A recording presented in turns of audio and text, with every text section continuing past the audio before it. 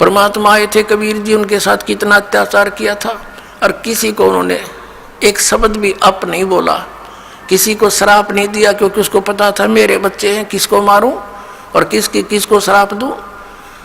तो पुण्यात्माओं, यहाँ आप देख लो पिछले इतिहास से, किसी भी संत को जरा सा कुछ कह दे, श्राप दे दे, तेरा नाश होगा और उसकी वीरान मिट्टी हो जाए, अपना भी नाश किया उसने भक्ति का, और अगले को भी दुख दे दिया। तो वो परमात्मा थे। तो इसी प्रकार इसी आधार से आपने इस मार्ग को आगे बढ़ाना है, दास का सहयोग देना है। अब प्रसंग चल रहा है कि जैसे कर्म करते हैं उसका भी फल मिलता है, और फिर कहते हैं गुरु बिन माला फेरते, गुरु बिन देते दान, गुरु बिन दोनों निष्फल है, चाहे पूछो वेद पुराण। फिर दोनों ये बात एक पालड़े में कैसे होंगी, दो तलवार एक म्यान में कैसे आएंगी। अब एक म्यान में तो नहीं आएंगी, लेकिन इनको समझाना पड़ेगा।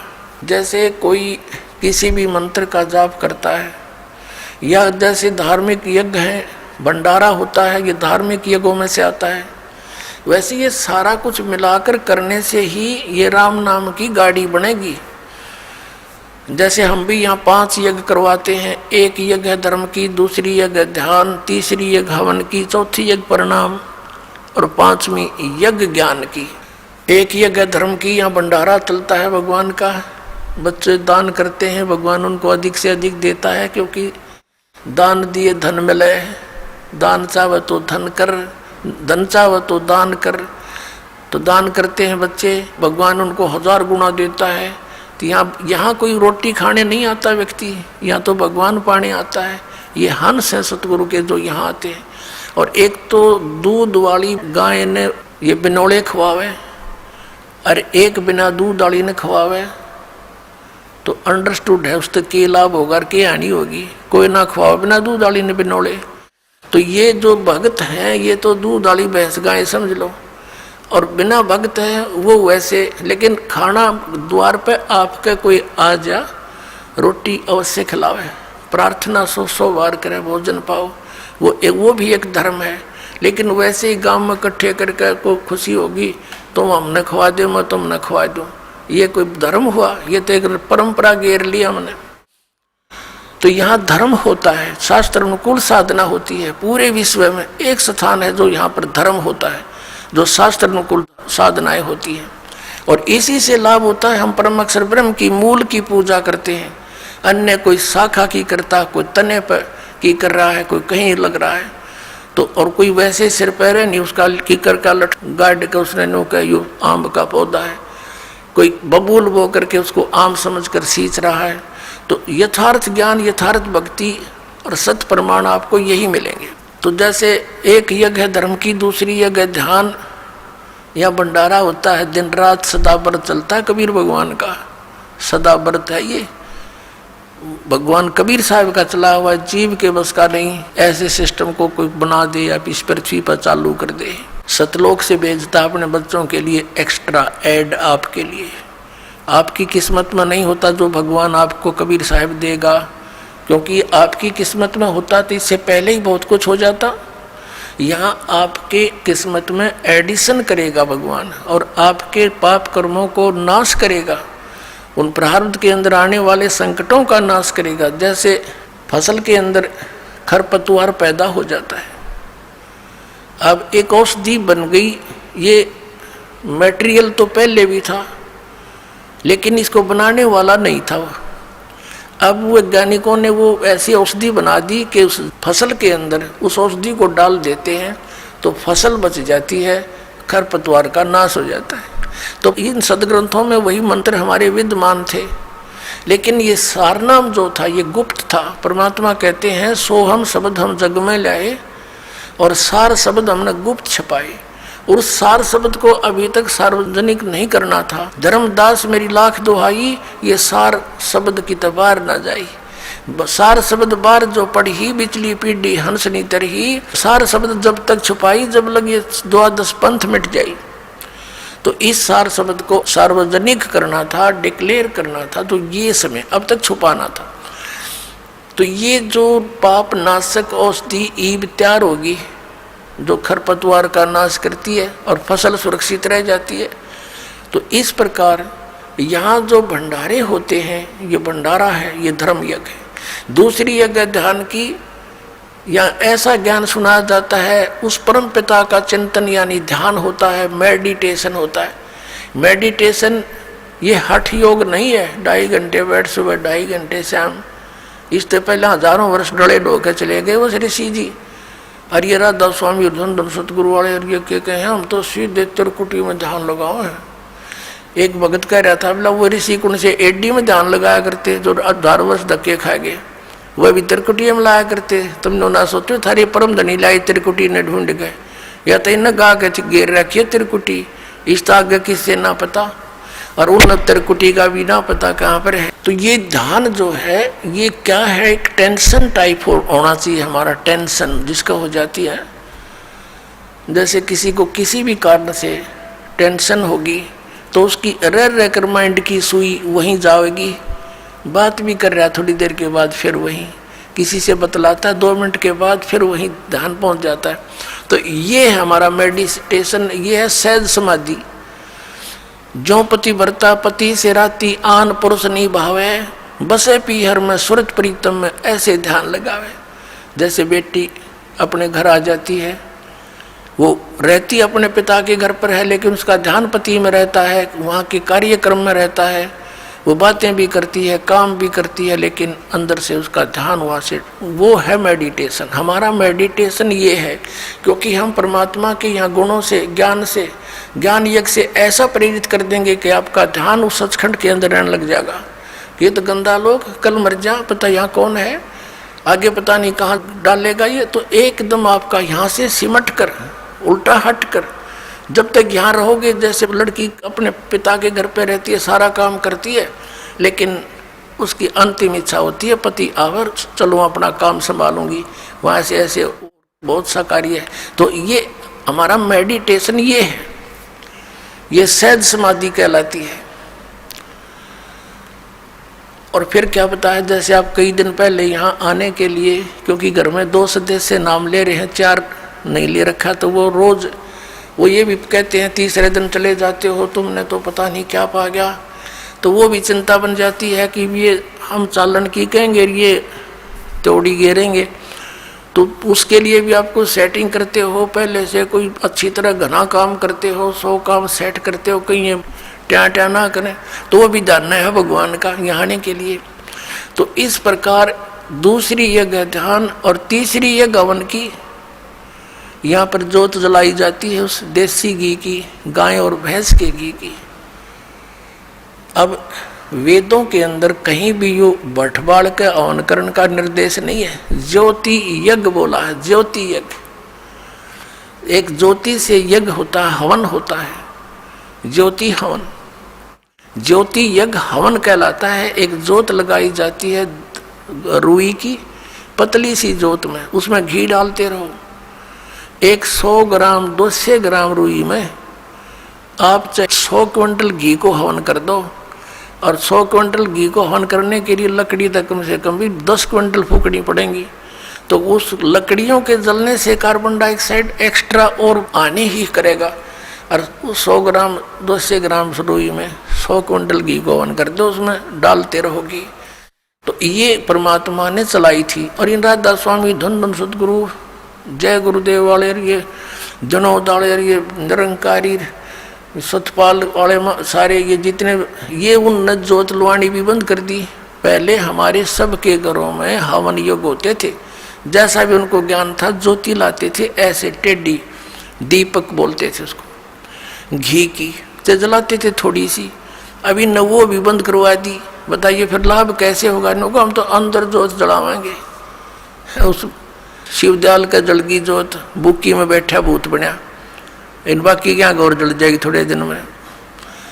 धर्म छुटवा दिया। अब पुनः इस दास के ऊपर इतना वजन आ गया कि उस बिगड़े हुए सारे सिस्टम को फिर सेट करवाना, और किसी को कोई विरोध का सामना करना पड़ रहा है, किसी को किसी का। लेकिन ये ज्ञान होने के बाद फिर तो मीराबाई वाला काम हो जाएगा आपके साथ में। चाहे कोई गुंडी कहो चाहे बुंडी, मेरी तो सूरत नाम में लगी, मुझे कुछ भी कहो, अब मैं इस मार्ग से विचलित नहीं हो सकती। तो ऐसे ही आपके साथ बनेगी, तब आप भक्त बनोगे। अब तीसरी जगह हवन की, यहाँ जितने भी पाठ होते हैं, जैसे अब के 400 पाठ चल रहे हैं, तो 404 क्विंटल घी का हवन होगा, बल्कि 4.5 क्विंटल का, कि मैं अन्य जोत अलग से होती है उनका। और पर 10वें दिन ऐसे ही 4-5 क्विंटल घी का या परमात्मा का हवन होता है। तो ये विधिवत यज्ञ है। चौथा यज्ञ प्रणाम। अब जैसे यहाँ दंडोत प्रणाम कराते हैं, इस मन के अंदर, हमारे अंदर इतना गंद भर दिया इस काल ने, अभिमान ठोक दिया। अभिमान के पास भगवान नहीं आ सकता। परमात्मा का और अभिमान का बिल्कुल न सोच ले, नॉर्थ और साउथ पोल समझ लो इनको, ये आपस में कभी नहीं मिल सकते। तो इसको हमने अहंकार को खत्म करना पड़ेगा। इस माटी का हम कितना अभिमान बना लेते हैं, छोटी सी पोस्ट मिल गई, आंडी पाक जाए, धरती तोल देते, मंत्री प्रधानमंत्री बन जा, पता नहीं क्या बन जाते, और 1 मिनट में अधरंग मार जा, है पांगा मुंह हो जा, हाथ उठे नहीं, न पड़ा मुंह बावर माखी लकड़े और बड़े, हटा नहीं सकता उनको। तो इस मिट्टी का अभिमान, ये काल का इंजेक्शन है, ये बेमतलब का, इसको भी हमने सेट करना है। इस मिट्टी को मिट्टी जानकर, इस मिट्टी से भगवान पाने के लिए, इसे सोना उगाने के लिए वो क्रियाएं आपने सारी करनी पड़ेंगी जो दास बतावेगा। क्योंकि दास डॉक्टर है, आप रोगी हो जन्म मरण के रोग के, और दास की प्रत्येक आपने परहेज यानी वो भी रखना पड़ेगा, पथ्य भी, और फिर देखना कैसा रंग लगता है। और 5वीं यज्ञ है ये ज्ञान की। अब ये ज्ञान सुनाया जाता जो आज तक सुना ना देखा, ये सत्यनारायण कथा सुनाई जाती है, उस अविनाशी परमात्मा की कथा। पहले हम श्री विष्णु जी को नारायण मानकर कथा सुना करते थे, ये तो नासवान है, ये सत्यनारायण कहाँ से हो गया। सत्यनारायण माने सत्य साहेब यानी सच्चा भगवान, नारायण माने जल पर निवास करने वाला, आकर ठहरने वाला। जैसे प्रत्येक युग में परमात्मा शिशु रूप धारण करके वन के अंदर यानी बाहर जंगल में एक तालाब के ऊपर कमल के फूल पर विराजमान होता है, जल के ऊपर, जिस कारण से उस परमात्मा कबीर जी को नारायण कहा जाता है। तो ये सत्यनारायण कबीर जी है। तो यहाँ कहते हैं जगत का पेख ना पेखा, धनी का नाम ना लेखा। अपने आत्माओं, हम फिर उसी प्रसंग पर आते हैं कि वो भी लाभ उनको होते हैं जो एक, जैसे किसी ने किसी व्यक्ति के कहने से या देखम देखा कहीं पर तीर्थ पर जाकर भंडारा कर दिया, कहीं पर कंबल बांट दिए, पक्षियों को दाने डाल दिए, कुत्तों को रोटी डाल दी, कोई प्याऊ बनवा दी, कोई धर्मशाला बनवा दी, कोई कुआं बनवा दिया। अब परमात्मा कहते हैं जैसे धर्मशाला है, कुएं हैं, कुत्तों को रोटी डालना, पक्षियों को रोटी डालना, ये बहुत अच्छी बात है। यह तो उपदेशी को भी चाहिए, अगर ऐसा वो कर सकता है तो कर सकता है। लेकिन मंदिर वगैरह में कहीं दान नहीं देना, मंदिर वगैरह नहीं हमने बनाने, क्योंकि हमने अपने मन मंदिर में पूजा करनी है उस परम पिता परमात्मा की, या अन्य किसी गुरुद्वारे में, मस्जिद में, चर्च के बनाने में हमें कोई सहयोग नहीं देना, क्योंकि हमने उन्हीं क्रियाओं पर अपना पैसा लगाना है जिससे हमें प्रभु मिले। और जो आदेश दास का हो, वो आदेश दास का क्या होगा, जो परमात्मा का विधान होगा उसी तरह करना है। और हमारे लिए कोई मंदिर, मस्जिद, गुरुद्वारे ये अनादरणीय नहीं है, लेकिन उनमें केवल वो महान आत्माओं की, महापुरुषों की मूर्तियां रखी हैं। उन मूर्तियों से, या वहाँ जैसे गुरु ग्रंथ साहिब रखा है, गुरु ग्रंथ साहिब में लिखे वर्णन के आधार से हमने क्रियाएं करने से मोक्ष होगा। केवल किसी गुरुद्वारे के अंदर और गुरु ग्रंथ साहिब को रखकर ही उसका आदर सत्कार करते रहने मात्र से नहीं। आदर सत्कार तो सबका करना। जैसे मूर्ति है, एक सेब की मूर्ति है, सेब की मूर्ति तो प्रेरणा करती है कि ये सेब है, इतना बढ़िया होता है, इसके खाने से क्या लाभ होता है। लेकिन वो पत्थर की मूर्ति सेब वाला काम नहीं करती। वह मूर्ति जरूर है उस पत्थर उसकी, वो अनादरणीय नहीं है, लेकिन वो मूर्ति सेब वाला काम नहीं कर सकती। जिन भगवानों की तुम मूर्ति बनाए रखे बैठे हो, वो मूर्ति वो काम नहीं कर सकती जो भगवान करेंगे। और उन भगवानों से लाभ लेने के लिए उनकी प्राप्ति के मंत्र भी इस दास के पास है, जो सबसे पहले वही दिए जाते हैं जिससे वो आपको कुछ लाभ दे सकेंगे। तो इस कारण से उन मंदिर मस्जिद गुरुद्वारों में परमात्मा की खोज में नहीं जाना, ये मनाही है। अब क्या आ गया, प्रश्न आता है कि जैसे ये भी धर्म करते हैं, गुरु बना नहीं रखे और बना रखे हैं तो नकली बना रखे हैं, उनसे कोई लाभ नहीं होगा। और फिर उनसे भी लाभ होता है, कैसे? और फिर ये भी कहते हैं कि जैसे कर्म करोगे फल तो मिलेगा ही मिलेगा, अवश्य मिलेगा। जैसे आप देखते हो एक कुत्ता बैठा है गाड़ी में, एक कुत्ता गाड़ी में बैठा है, मनुष्य उसका ड्राइवर है और वो बैठा पछली सीट पे और खिड़की में गन्नू मुंह काट के देख रहा है नो सैर सपट्टे से खूब। अब उस कुत्ते के रहने का एक अलग से रूम, उस रूम में एसी लगे होते आजकल, और महीने में एक बार दो बार जो है ना वेटरनरी सर्जन उसकी जांच करने आता है डॉक्टर, और सुंदर शोधित उसको जल और शोधित उसको आहार मिलता है, और उसका रहता कोठी में, और ड्राइवर उसका मनुष्य है आज के दिन। तो उस पुण्यात्मा ने कभी मनमुखी ये दान धर्म किए थे, उन दान धर्मों का फल उसको कुत्ते की योनि में मिल गया। यदि वो मर्यादावत करता, परम संत की शरण लेकर करता, किसी कारण से मोक्ष प्राप्ति ना होती, यहाँ भी रह जाता, तो उसको वो सुख मिलते जो उसने कुत्ते की योनि में मिले, उसको मनुष्य जीवन में मिलते वो सुख सारे मिलते किए हुए। और फिर मनुष्य योनि में कभी ना कभी कोई संत भी मिल जाता। अब उसने जैसे जिसने मनमुखी दान किए, धर्म किए, कुत्ते की योनि प्राप्त कर ली। एक मनुष्य को सुविधा नहीं आज के दिन, ऐसे उन कुत्तों को सुविधाएं हैं। तो उसने सारा पुण्य अपना कुत्ते की योनि में खत्म किया, फिर बन गया सुअर। अब कौन उसने गद्दा में बिठा होगा, अब कहाँ से लाएगा वो सुविधाएं? तो इस प्रकार ये जो किया हुआ कर्म तो मिलेगा ही मिलेगा, लेकिन जो गुरु के बिना दान करते हैं वो इसलिए यूजलेस है, उसने तो जीवन नाश कर लिया। गुरु बिन माला फेरते, गुरु बिन देते दान, गुरु बिन दोनों निष्फल हैं, चाहे पूछो वेद पुराण। और जो भक्ति बिल्कुल नहीं करते, राजपाट में अंधे हुए फिरते हैं, उनके लिए परमात्मा बताते हैं, अगम निगम को खोज ले, बुद्धि विवेक विचारी, उदय अस्त का राज मिले, तो बिन नाम बेगारे। पुण्यात्माओं, आप इस मार्ग से परिचित हो जाओ शीघ्र से शीघ्र, नहीं तो आपका अनमोल जीवन नाश हो रहा है काल की भूल भुलैया में। परमात्मा कहते हैं झूठे सुख को सुख कहे यू मान रहा मनमोद, यो सकल जमीना काल का कुछ मुख में कुछ कोद। एक व्यक्ति का पोता होया, पुत्र प्राप्ति हुई, उसकी खुशी मनाई, 10-12 गाँवों को खूब भोजन कराया, शराब स्वरूप पिलाई, ठाठ की खुशी मनाई।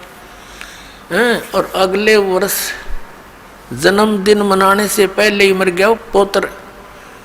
अब टक्कर मार रहे हैं, अब मना लो खुशी, जमा लो 12 गाँव में। और परमात्मा कहते हैं झूठे सुख को सुख कहे यू मान रहा मनमोद, ये सकल जमीना काल का कुछ मुख में कुछ कोद। इस काल भगवान को, सरपुरुष को श्राप लगा हुआ है 1 लाख मानव शरीरधारी प्राणियों का नित आहार करने का।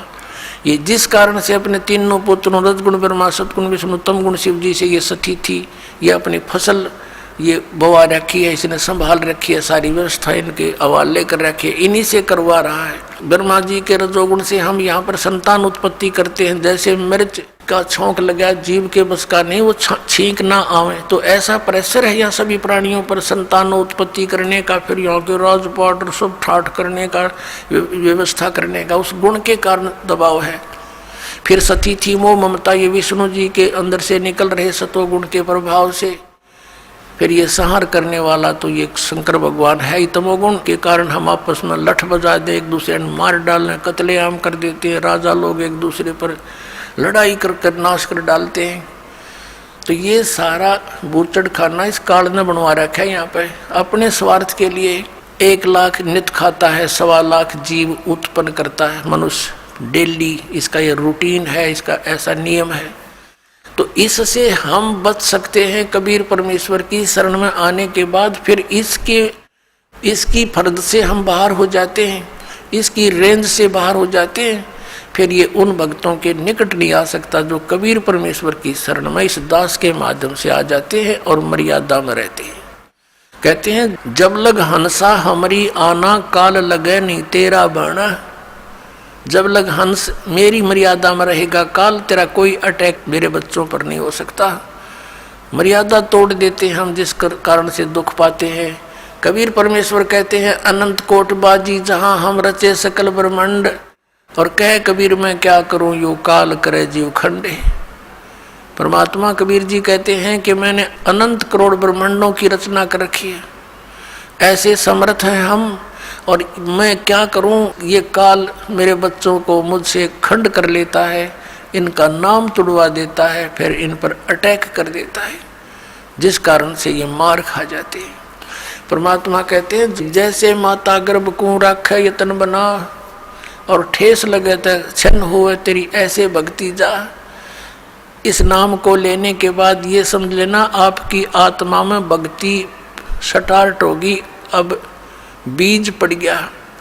जैसे माता गर्भ को, जैसे किसी बहन को गर्भ रहा हो तो फिर वो रात्रि में या दिन में कितनी सचेत रहती है। रात को करवट लेते समय भी ये सोचती है भगवान कहीं मेरे बच्चे कर दाब ना पड़ जा, दबाव ना आ जा। तो सुबह भी चलती फिरती है, काम करती है, कहीं ऊंचे नीचे पर पैर ना रखा जा, मेरा बच्चा खराब हो जा। तो कहते हैं जैसे माता गर्भ को रख यतन बना, और ठेस लगे, झटका लग जावे तो क्षीण हो जावे, ऐसे भक्ति जा। तो मर्यादा के अंदर रहना आपका अति अनिवार्य है। मर्यादा कितनी कंपलसरी है और क्यों बताई है भगवान ने। जैसे हम कथा सुनते आए हैं कि एक बार लक्ष्मण ने सीता जी के कुटिया के चारों ओर रेखा खींच दी थी और कहा था कि हम जा रहे हैं मृग को खोजने के लिए, आप इससे बाहर मत आना, इसके अंदर कोई नहीं आ सकेगा। उसी समय रावण का उद्देश्य था उसको उठाने के लिए, सब उसने ये षड्यंत्र रचा था। रावण जब आया साधु रूप बनाकर भिक्षा लेने के लिए, तो उस रेखा के निकट आते ही रावण को एकदम इतनी लपट लगी अग्नि की, 10 कदम दूर जाके खड़ा हो गया बहुत स्पीड से, और सीता से कहा कि माई साधु संतों को साथ ऐसा नहीं करना चाहिए, और भिक्षा देनी है तो बाहर आकर दे दीजिए, नहीं तो तुझे ये हो जाएगा वो हो जाएगा। उसने सोची कि साधु संत है, क्या फर्क पड़ता है, भिक्षा ले अभी देकर वापस आ जाती हूँ। उसने रेखा उल्लंघ कर रावण के भिक्षा देनी चाहिए थी, तो वहीं से बाजू पकड़ ली, उठा ले गया और पटक दी वहाँ लंका के अंदर 9 लखा बाग में। अब उसको तो जरा सी लगी क्या फर्क पड़े है, वो बोली बूझते तो नो कह के इस बार मत जाइए, ना तेरी बिरान माटी हो जाएगी, गिल्ला मारी करावेगी, और वो कर दिया, वही काम करके धर दिया। करोड़ों आदमी मारे गए उस सीता को छुटवाने के लिए। जरा सी बात और उसके अंदर पड़ी रहती तो उसको क्या बिजली गिरती, धक्के खा के चला जाता रावण। तो पुण्यात्मा रावण समझो काल है, और मर्यादा ये लक्ष्मण रेखा समझ लो, जो नियम बताए गए आपको, फिर ये निकट नहीं आ सकता। काल डरे करतार से, जय जय जय जगदीश, ये जोरा जोड़ी झाड़ता, पग रज डारे शीश। परमात्मा कहते हैं कि काल जो पीसे पीसना, जोरा है पनिहार, ये 2 असल मजदूर हैं मेरे सतगुरु के दरबार। कि जब तक आप परमात्मा की मर्यादा में रहोगे, या मौत निकट नहीं आ सकती आपके, ना आपके बच्चों के जो मर्यादा में भक्ति कर रहे हैं। और कहते हैं यू काल डरे करतार से। करतार कौन? कबीर सिरजनहार है, अनंत कोट ब्रह्मांड का एक रति नहीं भार। और सतगुरु पुरुष कबीर हैं ये कुल के सिरजनहार। यू काल डरे करतार ते और जय जय जय जगदीश। और ये जोरा ये मौत कहते हैं जोड़ी झाड़ता, परमात्मा के जूते झाड़ता है, झाड़ती है मृत्यु। और उस धूल को अपने माथे से लगाती है और कहती है आपके आज्ञा बिना मैं किसी को कुछ नहीं कर सकती। और परमात्मा कहते हैं काल जो पीछे पीसना, ये इसका नौकर समझो परमात्मा का, यहाँ का 21 ब्रह्मांड का स्वामी ब्रह्म। और जोरा है पनिहार, या मौत इसका पानी भरती है परमात्मा कबीर जी का। तो ऐसे समर्थ शक्ति की आपको शरण प्राप्त हुई है, लेकिन अपनी नालायकी और गलती से हम भगवान को त्याग कर काल के पाले में पहुंच जाते हैं, काल के अखाड़े में। तो वहां तो बकला उतरेगा, फिर वहां क्या मिलना था। अब प्रसंग तो चल रहा है कि जब तक हम परमात्मा की शरण में रहेंगे इस काल का अटैक आप पर नहीं हो सकता। अब प्रसंग था कि अगम निगम को खोज ले बुद्धि विवेक विचार, उदय अस्त का राज मिले तो बिन नाम बिगाड़। अब बिगाड़ क्या होगी पुण्यात्माओं? जैसे हम पहले छोटे से थे, हमारे गांव से और दूसरे गांव तक शहर जाने के लिए एक 3 व्हीलर चला करते, ये पेट्रोल के चले थे बड़े वाले। तो वो एक दिन 3 व्हीलर आया नहीं, उनमें से 2-3 चलते थे। तो आपस में बातें कर रहे थे, कल क्या हो गया, तू आया क्यों नहीं? उसने कहा कल मैं बेगार में फंस गया था।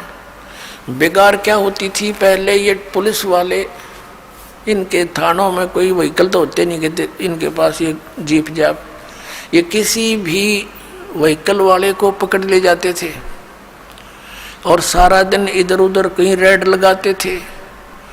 वो सारा खर्चा उस व्हीकल वाले को वहन करना पड़ता था, उस तेल का भी, और मिलना कुछ था ही नहीं, फ्री ऑफ कॉस्ट ले जाते थे। तो क्या होता है कि वो बता रहा था कि आज 200 रुपये का तो पेट्रोल लग गया, एक आने की कमाई हुई नहीं, और सारा दिन पंजा टिक्या नहीं, वहाँ चलो वहाँ चलो।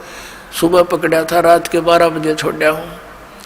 तो वो ऐसी दौड़ धूप, वहाँ चलो, यानी उस पहले वाले दिन से भी ज़्यादा तो सफ़र कर दी, खर्चा दोहरे तो हो गया, इनकम हुई नहीं।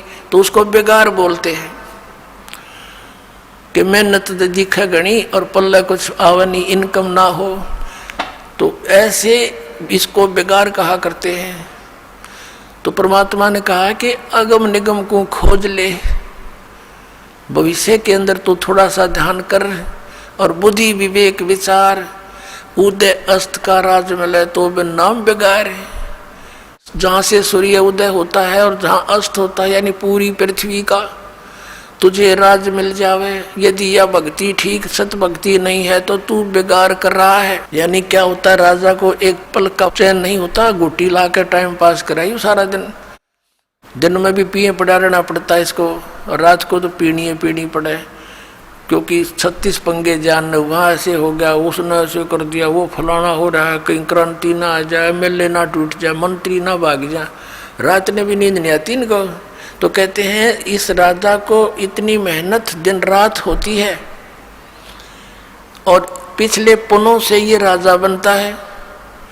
आगे भक्ति कर नहीं रहा, वो पिछले पुनों का नाश कर रहा है, और सारा दिन इधर तो उधर कोई छोटा मोटा को विरोध करे, उसको गोली से मरवा दे, तो नरे पाप इकट्ठे कर। कहते हैं उदय अस्त का राज मिले तो बिन नाम बेगार। तो वो बेगार है पुण्यात्माओं। तो परमात्मा हमें याद दिलाते हैं, राम नाम रटते रहो, राम नाम रटते रहो, जब तक घट में प्राण, कभू तो दीन दयाल के बनक पड़ेगी कान। बोलो सतगुरुदेव। परम पिता परमात्मा पूर्ण ब्रह्म, सारी सृष्टि के रचनहार कुल मालिक कबीर देव जी, अल्लाहु अकबर, कबीर साहब, परम अक्षर ब्रह्म, ये हमारे जनक हैं, हम सभी आत्माओं की उत्पत्ति करता है। यही सभी ब्रह्मांडों के सृजनहार हैं, कुल के मालिक हैं। और वो परमात्मा प्रत्येक युग में अपने विषय में, अपने बारे में यथार्थ ज्ञान देने के लिए स्वयं ही यहाँ इस काल के ब्रह्मांड में आता है। उस परमेश्वर से पहले इस लोक के स्वामी, यहाँ के मालिक ब्रह्म के द्वारा सभी प्राणियों को, सभी मानव समाज को यथार्थ आध्यात्मिक ज्ञान से बहुत परे कर रखा होता है। शास्त्रों का नाम लेकर के इस ब्रह्म के दूतों ने, संदेश वाहकों ने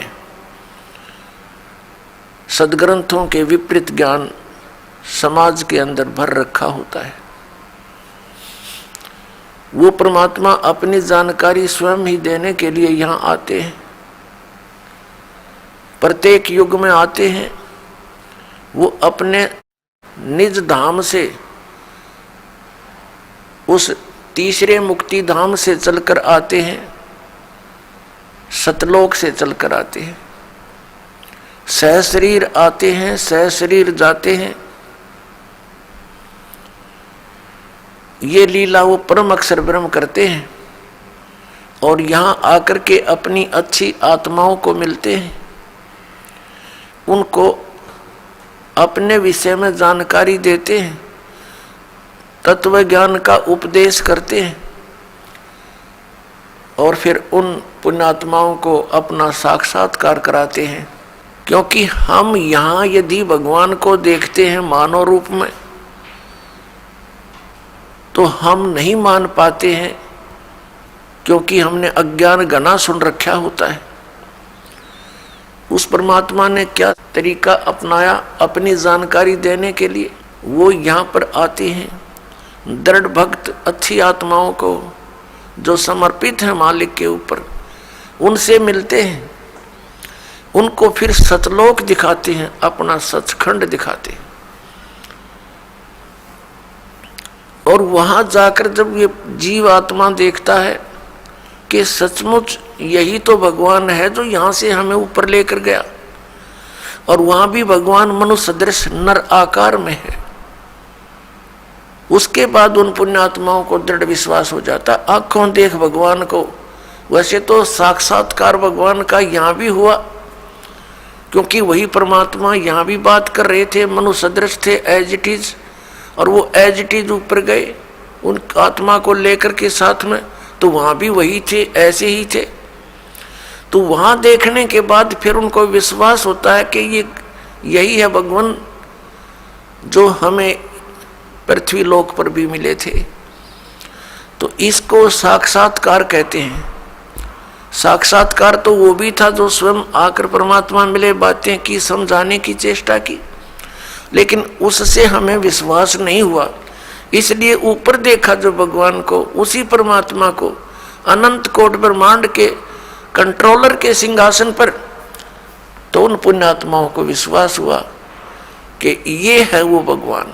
अपनी इस लीला को करते हुए परमात्मा प्रत्येक युग में आते हैं, लेकिन इन काल से भ्रमित ये भोली आत्मा गुरुपद पर प्राप्त होकर, विराजमान होकर के गुरुपद पर, ये अभिमान के मारे उस यथार्थ ज्ञान को जानकर भी स्वीकार नहीं करते।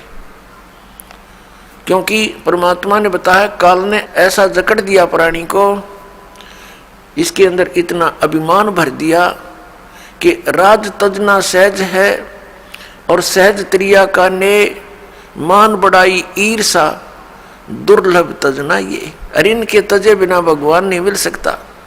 वे परमात्मा चारों युगों में आते हैं, अच्छी आत्माओं को मिलते हैं, उनको अपने से परिचित कराते हैं, फिर वो पुण्यात्मा परमात्मा की महिमा आगे जनसाधारण को सुनाते हैं।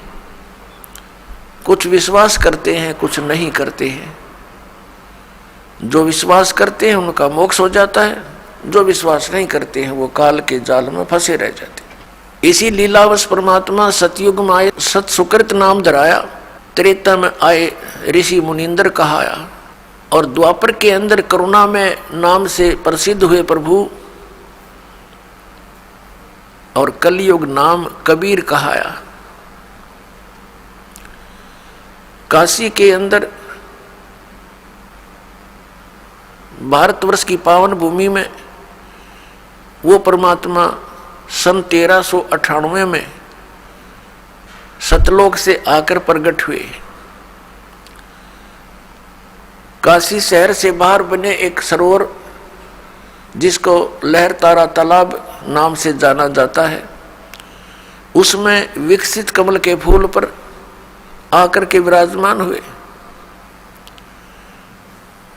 एक शिशु रूप धारण करके, और वहां से एक नीरू नीमा नाम के जुलाहा दंपति उनको उठा ले गए। पति पत्नी थे, उनको संतान नहीं थी। परमात्मा की वहां लीला में प्रवेश में उन्होंने बहुत योगदान दिया। अपने आत्माओं, परमात्मा कबीर देव जी, कबीर साहब 25 दिन के हो गए थे लीला में, शरीर में, शिशु रूप में। उन्होंने कुछ भी आहार नहीं किया। माता पिता चिंतित हुए, मुंह बोले माता पिता, उनके जन्म के माता पिता नहीं, क्योंकि वो तो सबके सर्जनहार है। उनको बड़ी चिंता हुई, और नीमा ने तो यहां तक कह दिया, भगवान यदि ये बालक मर गया तो साथ में मरूंगी। उसको पता नहीं था कि ये मरने वाला बालक नहीं है। नीरू नीमा वैसे पूर्व जन्म में भी ब्राह्मण ब्राह्मणी थे, परमात्मा इनको उस समय भी मिले थे, इन्होंने उनकी बात को नहीं माना था। ये अलग कहानी है, फिर कभी सुनाएंगे समय आने पर। तो इस जन्म में भी ये नीरू नीमा पहले ब्राह्मण ब्राह्मणी थे, और भगवान शिव के बहुत अच्छे श्रद्धालु थे, उसके पुजारी थे। निस्वार्थ भाव से कथा सुनाया करते शिव पुराण की, और जो भी पूजा आ जाती थी उसी से अपना निर्वाह करते थे, और अधिक जो पैसा होता था अपने खर्चे से अतिरिक्त उसको धर्म में लगा दिया करते थे, संग्रह नहीं करते थे। काशी के अंदर इनकी बहुत ज्यादा महिमा हो गई। अन्य जो पेट भर ब्राह्मण थे उनको ईर्षा हो गई कि सभी लोग उनकी प्रशंसा करते हैं, उनके पास बहुत जाते हैं कथा सुनने के लिए, वो उनसे ईर्षा किया करते थे। इस बात का ज्ञान मुसलमानों को हो गया, काजी और मुल्लाओं को। तो उन्होंने देखा कि ये इनका गौरी शंकर नाम था नीरू का, और सरस्वती नाम था नीमा का। मुसलमानों ने देखा कि ये बहुत ज़्यादा हिंदू धर्म का प्रचार कर रहा है, लोगों में इसकी बहुत आस्था है, बहुत ज़्यादा प्रचार करता है। और उन्होंने ये भी देखा कि हिंदू धर्म के गुरु लोग इसके विपरीत हैं, उनकी तरफ से भी उनको संकेत मिल गया था कि इसका कर दो काम। इस आधार से उन्होंने गौरी शंकर और सरस्वती को मुसलमान बना दिया, उनके घर में अपना जल छिड़क दिया, उनके मुंह में अपना झूठा जल डाल दिया, जबरदस्ती बलपूर्वक मुसलमान बना दिया।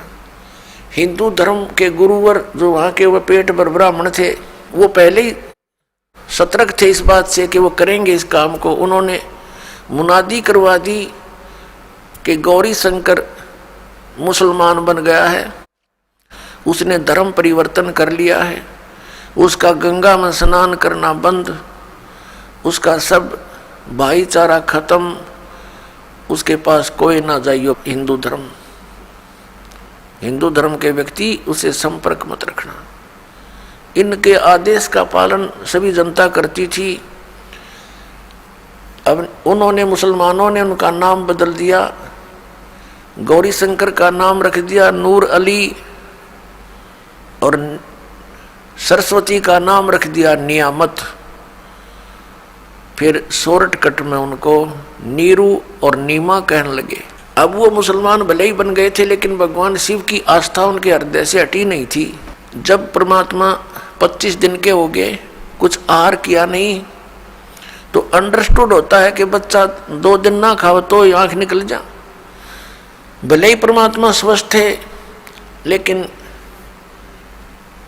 नीमा को चिंता करनी होगी और रो रो कर अपने भगवान शिव को याद करती है कि हे भगवान, या तो ये पुत्र देना नहीं था और दे दिया तो भगवान लेना नहीं चाहिए। यदि ये मर गया तो आपकी बेटी साथ मरेगी। हृदय से बोल रही थी। तब परमात्मा कबीर देव ने, जो शिशु रूप में विराजमान थे, प्रेरणा करी भगवान शिव के अंदर।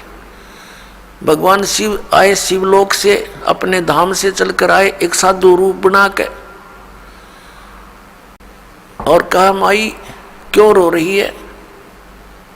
माई ने कहा भगवान, हे महात्मा जी, मेरे दुख से आप भी दूर रहो, मैं बहुत अभागन हूं, आपको भी ठेस लगेगी मेरे दुख भरी कहानी सुनकर। भगवान शिव ने संत रूप में कहा, बेटी, कहते हैं अपने दुख को किसी के सामने बोल दे तो हल्का हो जाता है और हो सकता है कोई समाधान भी निकल आवे। बताइए आपका क्या दुख है। नीमा ने अपनी सारी कहानी बताई कि मेरे कोई संतान नहीं थी। एक दिन अपने भगवान शिव से मैंने अर्ज करी थी, उसी दिन मेरी सुन ली थी। कमल के फूल पर लहरतारा नामक तालाब पर एक शिशु प्राप्त हुआ। अब ये बच्चा कुछ खा नहीं रहा है और ये कुछ पी नहीं रहा है। अब ये मृत्यु के कगार पर है। ये लड़का मर गया तो साथ में मरूंगी महात्मा जी, अब जिया नहीं जा सकता। तब भगवान शिव ने कहा कि दिखा तेरा पुत्र कहाँ है। नीमा ने सोचा साधु संत बड़ी प्रबल शक्ति वाले होते हैं, कुछ तो ये कर ही सकते हैं। लड़के को लाई उठाकर और भगवान शिव जो साधु रूप में खड़े थे उनके चरणों में डालना चाहा। परमात्मा वहां से आकाश में उड़ गए। 25 दिन के शिशु रूपधारी भगवान कबीर साहेब, परम अक्षर ब्रह्म, और भगवान शिव के मुंह के पैरेलल, सिर के पैरेलल आकाश में स्थिर हो गए। तब भगवान शिव ने ऐसे हाथ किया, उनकी बाहों में आ गए। तो ये सब लीला, वो नीमा ये सोच रही थी कि इस महात्मा में ये करामात है कि मेरे बच्चे को आकाश में उड़ा दिया। अब जो समर्थ होते हैं उनको अपनी महिमा की चिंता ना होती, महिमा कराने की आवश्यकता नहीं होती। बड़े बड़ाई कर्या नहीं करते। तो फिर क्या हुआ, भगवान परमात्मा ने शिव जी से कहा कि शिव, इनसे कहो एक कुंवारी गाय लावें और उसके ऊपर आप अपना आशीर्वाद देना, वो दूध दिया करेगी। अरे कुमार के घर से एक छोटा सा मटका मंगा लो, घड़ा। ऐसा ही किया गया। नीरू जो नीमा का पति था, वो एक कुंवारी गाय ले आया और भगवान शिव ने उसके कमर पर आशीर्वाद भरा हाथ रख दिया। लंबे लंबे सतन हो गए और नीचे वो पात्र रख दिया साफ करके। नीरू ने पकड़ लिया जो हाथ में, सतन के नीचे अपने आप दूध चल पड़ा। पात्र भरने के बाद अपने आप सतनों से दूध रुक गया। अब उस दूध को परमात्मा ने पिया। पुणात्माओं, आज हम भगवान को पहचान सकते हैं और ये जो लीलाएं परमात्मा ने की, ये प्रत्येक युग में की हैं, केवल कलयुग में नहीं। और ये भी ना सोचना कि दास ने आज ही आपको बताई है। और ये ही प्रमाण वेदों में लिखा है कि वेद जो है ये भगवान का विधान है, परमात्मा की महिमा का गुणगान है। और जो परमात्मा जैसी लीला करता है वो वेदों में वर्णित है। आज से 600 वर्ष पहले ये लीला परमात्मा ने कलयुग में की। सतयुग त्रेता द्वापर में भी ऐसे ही की थी, वो हमारे उस परमात्मा के इतिहास में नहीं मिल रही। लेकिन अब ये इतिहास हमारे सामने है परमात्मा की लीलाओं का, तो उसमें स्पष्ट लिखा है कि ऐसे ही कबीर सागर के अंदर जो परमात्मा की महिमा का गुणगान है, उसमें लिखा है 600 वर्ष पहले यही जो लीला की थी वो एज इट इज लिपिबद्ध की गई। और फिर हमारे वेदों में वही मिला कि भगवान ऐसा करता है, ऐसी लीला करता है। तो अब भगवान पहचानने में हमें बहुत सुविधा हो जाएगी और हम भगवान को पहचान लेंगे।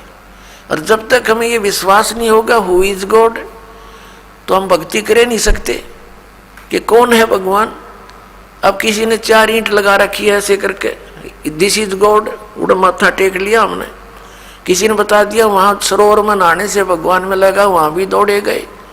किसी ने बताया कि पहाड़ के ऊपर मंदिर है, वहाँ मत्था टेको जाते सुख हो जाएंगे। क्यों सुख देगा भगवान, भगवान बिना सुख हो नहीं सकता। तो हम सभी जगह घूमते रहे। किसी ने बताया हनुमान इज गॉड, हमने हनुमान की पूजा शुरू कर दी, क्योंकि जो सुख देता है हम सुख के लिए भगवान की खोज कर रहे हैं। किसी ने बताया कृष्ण जी भगवान, हमने उन्हीं प्रमाणों से। तो आपको थोड़ा सा प्रमाण दिखाते हैं। पहले तो दिखाते हैं कबीर सागर में 600 वर्ष पहले यही लिखा है, और फिर उसके बाद परमेश्वर कबीर देव जी वो आगे बताएंगे। ये देखिएगा कबीर सागर, खेमराज श्री कृष्ण दास प्रकाशन मुंबई।